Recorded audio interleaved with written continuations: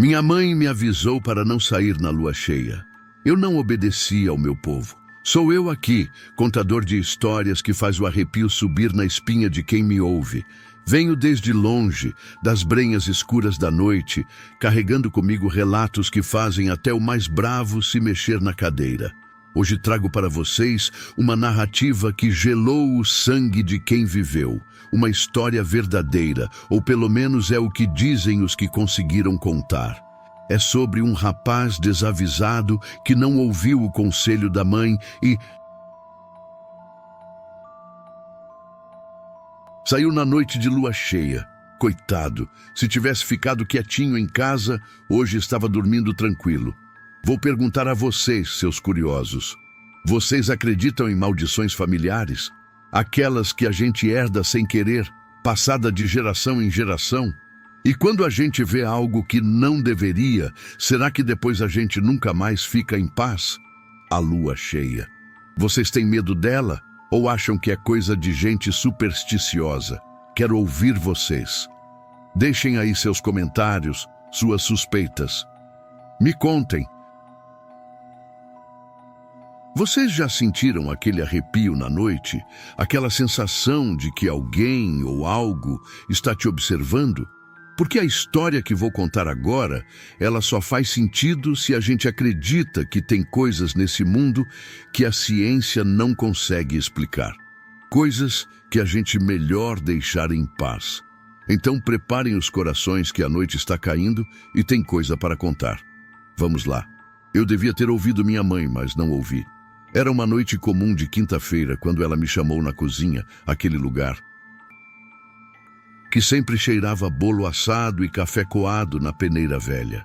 Ela estava mexendo no fogo, naquele fogão a lenha que herdou da avó, e sua mão tremeu quando me viu entrar. Eu reparei no tremeluzir da chama, iluminando seu rosto.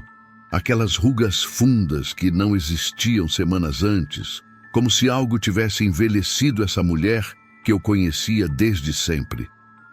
Minha mãe se virou devagar, muito devagar, e seus olhos encontraram os meus.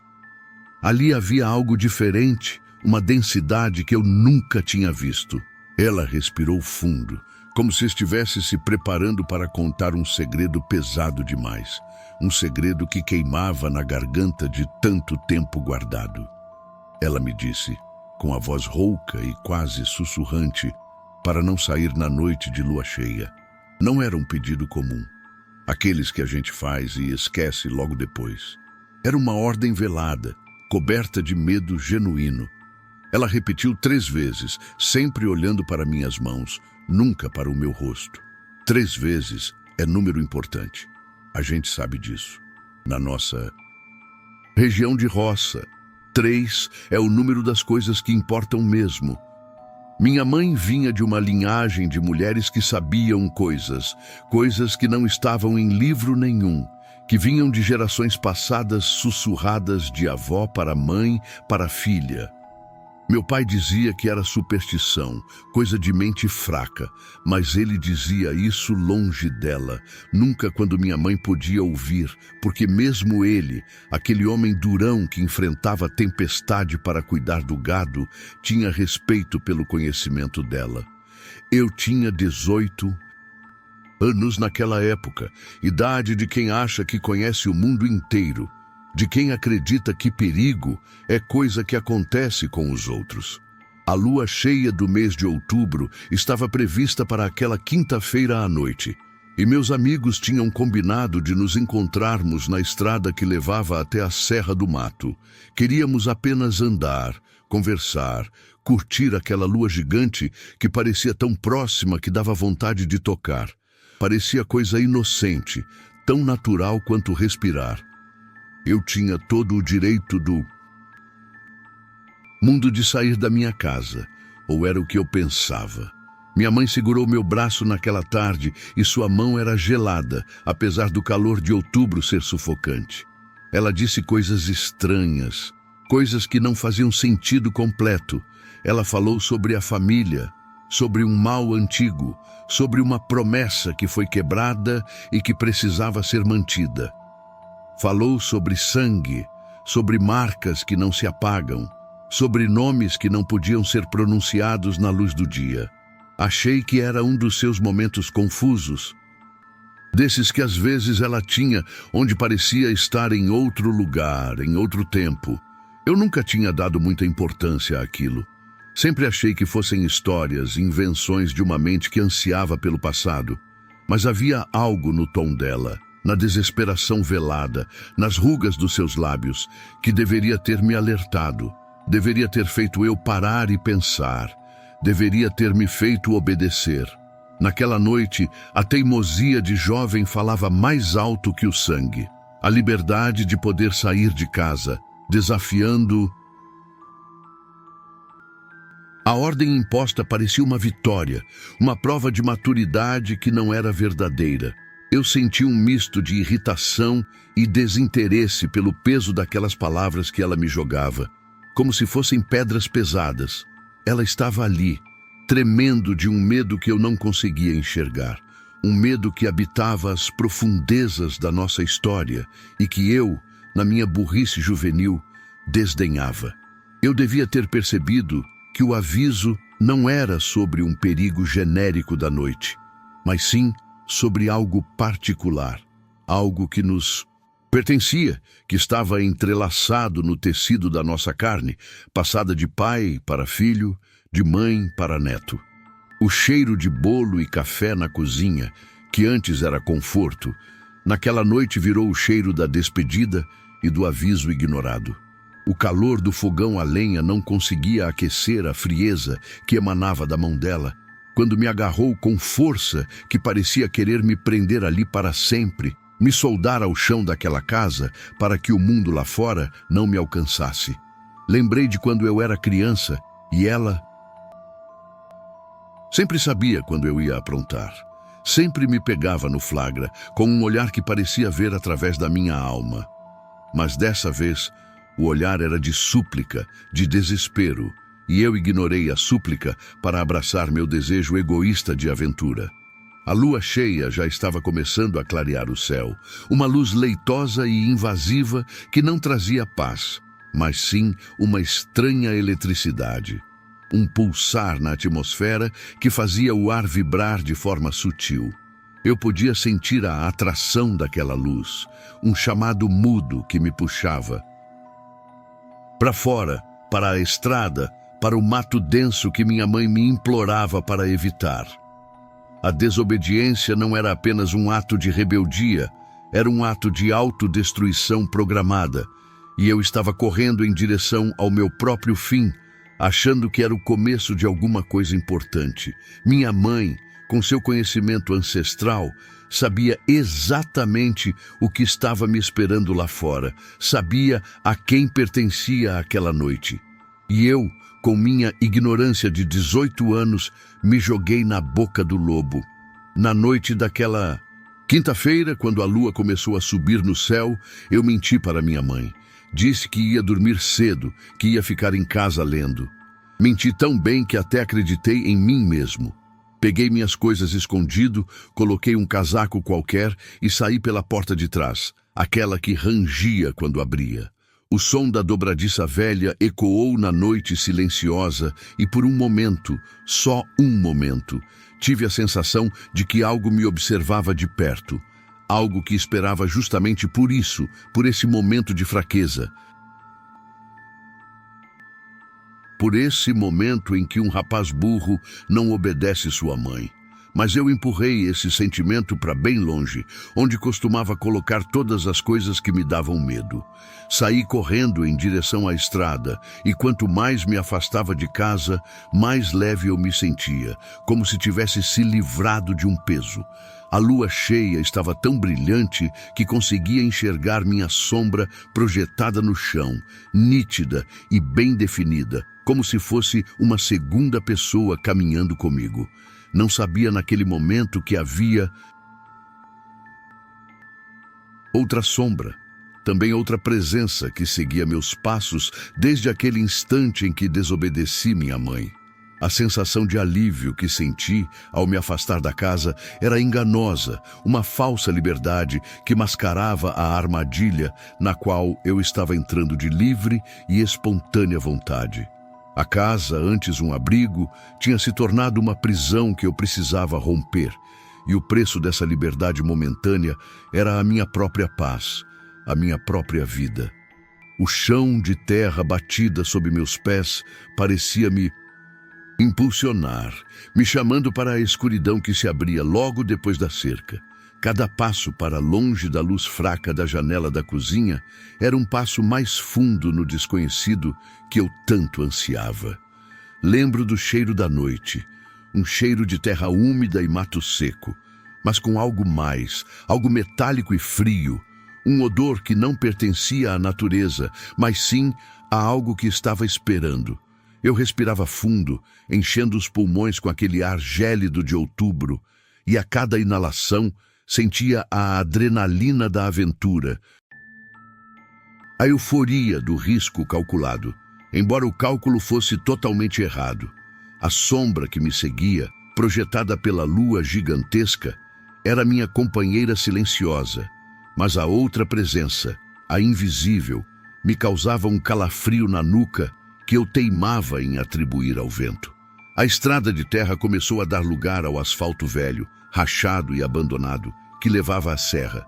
Era um marco, o ponto onde a civilização terminava e o mato começava a dominar. Foi ali que meus amigos esperavam. Eu apressei o passo, impulsionado pela certeza de que a companhia deles dissiparia qualquer medo bobo que a história da minha mãe pudesse ter plantado na minha mente. A minha sombra, aquela amiga projetada pela lua, parecia alongar-se mais e mais, esticando-se de forma exagerada, quase alcançando as árvores mais próximas. Na minha pressa, eu quase tropecei, e por um instante a sombra deu um salto, um movimento que não era natural, como se tivesse vida própria. Eu parei, olhei para trás, mas não havia nada, apenas o asfalto frio e a escuridão maciça. Mas o aviso estava ali, na minha própria sombra distorcida, um sinal de que eu não estava mais sozinho, de que a desobediência tinha aberto uma porta que não podia ser fechada. E eu continuei correndo, ignorando o pressentimento que gritava no meu estômago. Encontrei meus amigos na estrada, exatamente onde havíamos combinado, naquele ponto onde a serra começa e o mato fica mais denso. João estava lá com sua namorada Marina e o Zé também, aquele magrela que sempre estava rindo de algo que ninguém mais entendia. A gente começou a andar pela trilha que ia subindo devagar, nossos pés quebrando galhos secos que faziam barulho na noite silenciosa. A lua estava tão brilhante que quase não precisávamos de lanterna. Estava tudo tão perfeito, tão normal, que por um momento consegui esquecer do aviso da minha mãe. A gente conversava sobre coisas de rapaz, sobre rapariga, sobre quem tinha beijado quem na última festa. Tudo muito superficial, muito bobeira mesmo. Mas conforme a gente ia subindo mais pela serra, algo começou a mudar. Primeiro foi o silêncio. Aquele silêncio que desce de repente quando a floresta inteira para de respirar. Os grilos pararam de cantar. As corujas, que costumam fazer aquele barulho assustador, também ficaram mudas. Eu parecia ser o único que tinha notado, porque os outros continuavam conversando, mas sua voz saía estranha, como se estivesse passando por água. Olhei para trás e vi que não havia nada além de escuridão. Uma escuridão tão profunda que parecia sólida, como se pudesse tocar nela. A trilha ficou mais estreita conforme subíamos, e as árvores começaram a se fechar sobre a gente como dedos de uma mão gigante. Eu sentia o ar ficar mais pesado nos meus pulmões. Cada respiração era um esforço. O mato estava ficando mais fechado, os cipós pendurados pareciam chicotes esperando para nos pegar, e a luz da lua, antes tão forte, agora era filtrada pelas copas densas, criando um jogo de luz e sombra que me Deixava nervoso. A conversa dos meus amigos, antes um conforto, agora era um ruído desnecessário que quebrava a solenidade da noite. Eu tentava acompanhar o ritmo deles, mas meus passos pareciam cada vez mais pesados. Lembro de João e Marina rindo de uma piada boba, mas o som do riso deles parecia forçado, como se estivessem fingindo normalidade para afastar o medo que começava a nos envolver. Eu olhei para Zé e ele também parecia desconfortável, mexendo-se inquieto, olhando para os lados com uma frequência que não era típica dele. Aquele silêncio não era um silêncio de paz, era um silêncio de caçada. O momento em que a presa se torna consciente de que o predador está por perto, se esgueirando. O ar pesado não era apenas falta de oxigênio, era a presença de algo que respirava mais fundo, que ocupava mais espaço na trilha do que deveria. As árvores não se fechavam apenas por causa da densidade da mata, mas sim porque a trilha estava sendo espremida por algo invisível que se movia paralelamente a nós, nos acompanhando, nos encurralando. Eu sentia a necessidade de tossir, de limpar a garganta, mas o medo de fazer qualquer barulho que pudesse atrair atenção para nós me paralisou. Eu apenas andava, forçando-me a manter o passo, enquanto meu cérebro gritava para eu parar e correr para o lado oposto. O silêncio era tão palpável que eu podia ouvir o zumbido nos meus ouvidos. Era a floresta avisando, a natureza recuando em terror diante de algo que não era dela.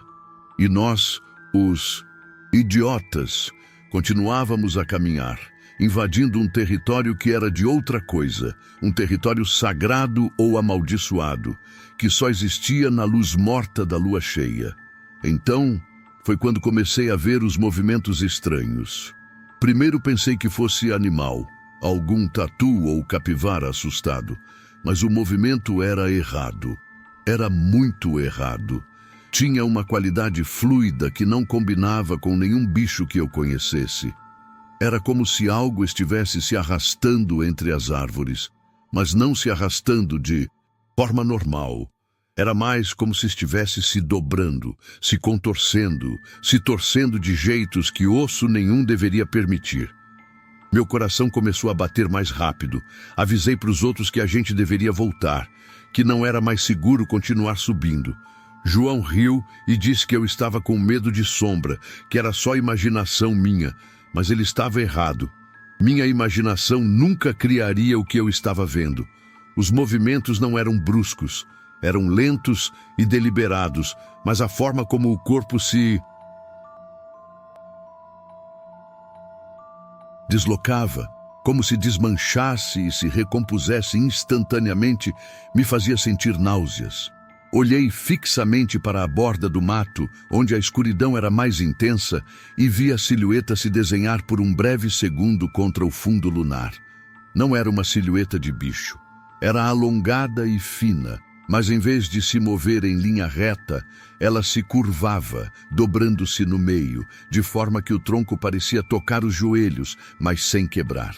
Era uma dança de horror biomecânico, a prova de que a lógica da anatomia havia sido abandonada. Eu tentei puxar o braço de João para forçá-lo a olhar, mas ele estava ocupado demais, tentando provar que era corajoso. Ele dizia que o mato era assim mesmo, cheio de truques de luz e de vento, mas o vento tinha parado, e a lua cheia garantia luz suficiente para eu saber que aquilo não era truque. Era real e estava se aproximando. O som que acompanhava o movimento era quase inaudível, um farfalhar de folhas secas, mas com um peso estranho, como se algo muito pesado estivesse sendo arrastado por baixo da vegetação. Eu comecei a sentir o cheiro que havia sentido lá na estrada, aquele odor metálico e frio, agora misturado com um cheiro de terra revolvida e suor. Era o cheiro da coisa viva, mas que estava em um estado de não vida. As formas se multiplicavam. Não era apenas uma, mas duas, talvez três, movendo-se em uníssono, mantendo sempre a mesma distância de nós, como se estivessem cercando o rebanho antes do abate. O pânico começou a subir pela minha garganta, e eu mal conseguia respirar. A Marina, que estava de mãos dadas com João, finalmente notou a tensão no meu rosto e perguntou o que estava acontecendo. Mas eu não conseguia formar palavras. Eu só conseguia apontar, com o dedo trêmulo, para a sombra que se dobrou em um ângulo de 90 graus e depois se esticou novamente, ganhando altura de forma antinatural. A criatura parecia estar brincando, testando os limites da nossa percepção, nos mostrando que ela podia fazer coisas que desafiavam a realidade. Eu sabia que, se continuássemos andando, estaríamos entrando cada vez mais fundo na teia daquelas coisas. O aviso da minha mãe reverberava na minha cabeça, não como uma superstição, mas como a única verdade que importava naquele momento. Eu precisava gritar, mas o som estava preso. Os sons começaram. Primeiro foram sussurros tão baixos que pareciam estar vindo de dentro da minha própria cabeça. Depois vieram os estalos, muitos estalos, como se ossos estivessem quebrando em sequência, um após o outro. Estalo, estalo, estalo. E cada estalo vinha acompanhado de um movimento daquelas sombras estranhas entre as árvores. Elas estavam se movimentando de forma sincronizada, como se dançassem ao ritmo daqueles sons terríveis. Eu conseguia ver formas que pareciam humanoides, mas completamente distorcidas. Membros muito compridos, cabeças que se viravam em ângulos impossíveis. Uma daquelas coisas se movimentou mais perto da gente e consegui ver melhor. Seu corpo parecia estar em transformação constante. A pele se esticava e se retraía, como se fosse feita de borracha. Havia momentos em que conseguia ver músculos à mostra. Veias expulsando com uma cor que não era exatamente vermelha. Era mais como se tivesse luminescência própria. Os olhos dela, porque tinha que ter olhos em algum lugar, piscavam em sequência pelo seu corpo, abrindo e fechando em pontos aleatórios. Foi quando Marina começou a gritar. Um grito que saiu do peito dela como se tivesse sido arrancado à força. Ela apontava para um ponto na floresta onde havia uma figura humana. Pelo menos parecia ter sido 1 hora. O que estava diante da gente naquele momento era um homem em estado de transformação completa. Seu corpo se movia de maneiras que desafiavam toda a lógica. Os ossos se quebravam e se recompunham. A pele se abria em ferimentos que cicatrizavam de forma invertida. Ele gritava ou tentava gritar, mas sua voz saía como o uivo de um animal ferido, misturado com sons de máquina quebrando. Cada movimento dele provocava aquele som horrível de ossos se quebrando. Os estalos eram altos e secos, ecoando na mata silenciosa com uma violência ensurdecedora. Era o som da anatomia sendo reescrita, o som da carne perdendo a batalha contra a maldição. O bicho, ou o que restava do homem, estava a poucos metros de distância, sua forma oscilando entre a humanidade e algo selvagem, uma massa pulsante de tendões e ossos que se reorganizavam em uma arquitetura de pesadelo. Os olhos luminescentes não eram mais os olhos de um homem, mas buracos negros no meio da carne em mutação que pareciam absorver toda a luz ao redor. Quando ele tentou dar um passo em nossa direção, o ruído dos seus pés no chão era abafado. Mas o som da sua coluna se torcendo e se ajustando era tão alto que senti a vibração nos meus próprios dentes. A transformação não era instantânea e poderosa, mas lenta, dolorosa e grotesca, como se a criatura estivesse sendo rasgada de dentro para fora e reconstruída por uma força maligna. O cheiro de metal e podridão estava insuportável e eu podia sentir o pavor físico me dominando. a vontade de vomitar e de me encolher no chão. Mas o grito de Marina me tirou do transe. O som daquele medo puro e incontrolável era o único gatilho que eu precisava para reagir. Meu corpo, finalmente, obedeceu ao instinto de sobrevivência. Os outros 3 ficaram paralisados, mas eu consegui mover meus pés. Peguei Marina pela mão e comecei a puxá-la de volta na trilha.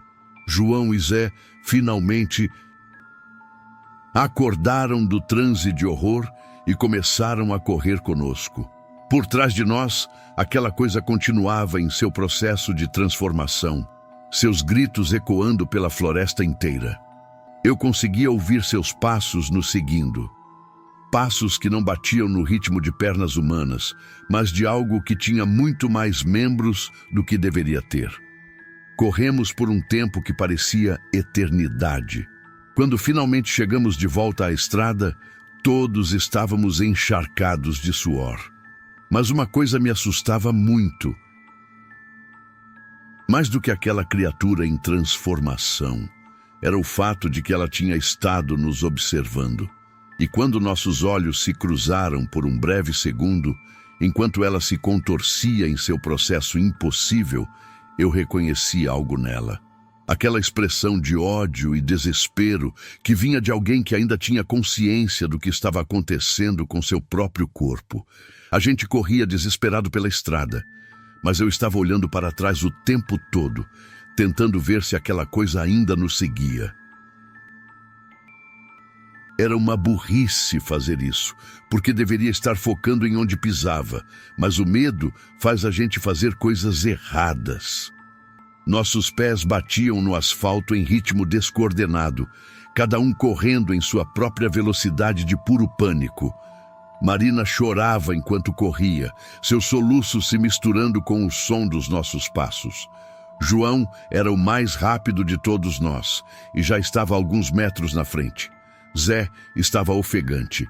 Aquele magricela nunca foi de fazer exercício e eu podia ver que ele estava começando a ficar para trás. Eu precisava decidir, continuava correndo para salvar minha pele ou tentava ajudar Zé. Decidi ajudar porque ainda havia humanidade em mim naquele momento. Ainda havia resquício de pessoa decente. Peguei seu braço e puxei, arrastando seu corpo mais rápido pela estrada. Mas então aquele barulho cessou. O silêncio voltou. Um silêncio tão profundo que parecia ecoar nos meus ouvidos. Eu parei de correr porque não conseguia evitar. Algo dentro de mim sabia que aquele silêncio era mais perigoso do que todo o barulho anterior. Os outros 3 também pararam, respirando pesado, tremendo de frio e de medo. A gente se virou lentamente, como se fizéssemos movimento brusco, a coisa pudesse atacar. E foi quando ele apareceu. Não vinha correndo, estava apenas caminhando. Caminhando de forma estranha, como se cada passo fosse um exercício de concentração. Seu corpo ainda estava em processo de transformação, mas agora era diferente. Era mais controlado. Seu rosto ainda era parcialmente humano, o suficiente para eu reconhecer que aquilo tinha sido uma pessoa de verdade há muito pouco tempo.